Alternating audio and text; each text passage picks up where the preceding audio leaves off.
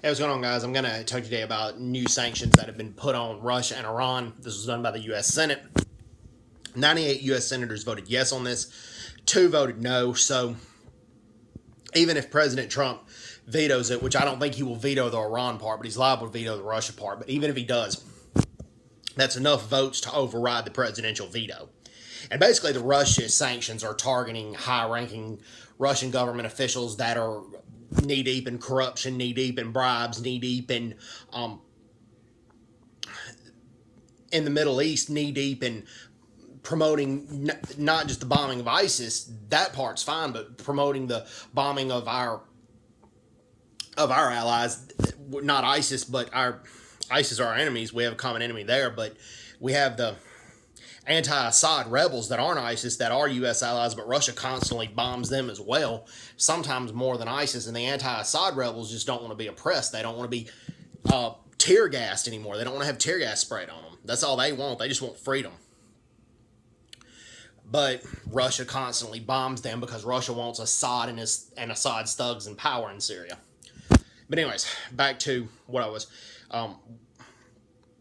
and also, they're targeting Russian millionaires that directly or indirectly influence the Russian government through bribes and through blackmails and things of that nature. Iran deserves to have more sanctions put on them because Iran constantly still funds terrorism. Iran still funds Hezbollah. They give them about $1 billion a year, and the IRGC, the Iranian Revolutionary Guard Corps, was responsible for designing Hamas's current flag, not Hamas, excuse me, Hezbollah's current flag and Hezbollah's current logo. So, and Hezbollah has engaged in terrorism and still engages in terrorism.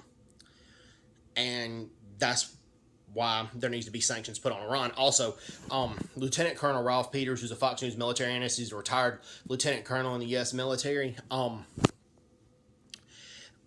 he further discussed what Iran's main goal in Syria is, and Iran actually wants Assad in power because Iran wants to build a highway that connects them to Syria and to Lebanon, where their key Hezbollah allies are, and that would just exploit the Shia ideology worldwide, which is what Iran's end goal is. And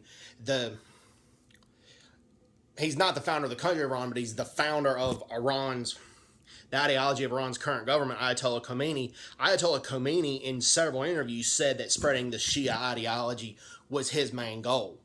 I mean, he has said that in interviews, and it's an extremist Shia ideology. It's not, it's a perverted Shia ideology, but that's what Ayatollah Khomeini wants spread throughout the world.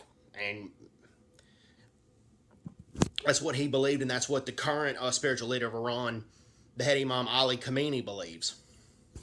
So, good job to the U.S. Senate. Thumbs up for doing what you did, for standing up to the evils of the Russian government and the Iranian government. Anyways, hope everyone's doing well. Take care. God bless them. Bye-bye. Bye-bye.